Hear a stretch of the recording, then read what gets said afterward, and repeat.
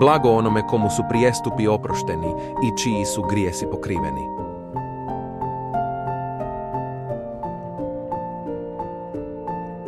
Blago onome koji Bogu nije kriv, koji svoj grijeh ne mora skrivati.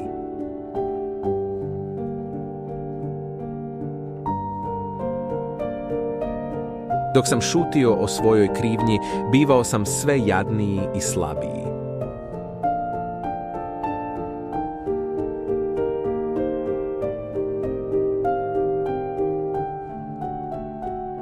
Danju i noću činio si mi život sve težim.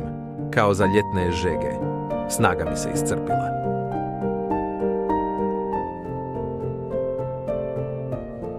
Onda sam ti svoj grijeh priznao, svoju krivicu nisam skrivao.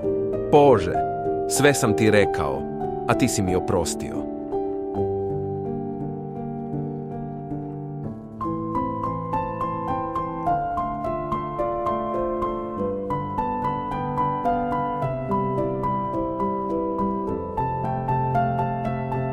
Zato neka ti se svi vjerni mole u vrijeme potrebe.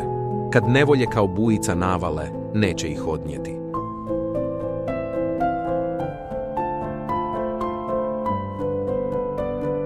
Ti si moje skrovište, čuvaš me od nesreće. Zato te slavim pjesmom.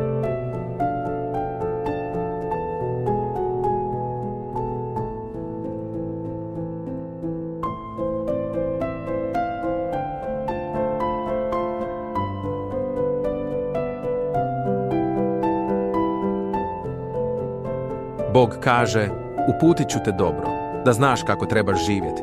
Davat ću ti savjete i na oku te držati.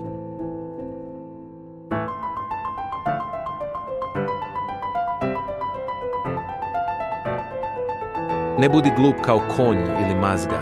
Moraš ih obuzdati žvalama i uzdama, inače ti se neće približiti.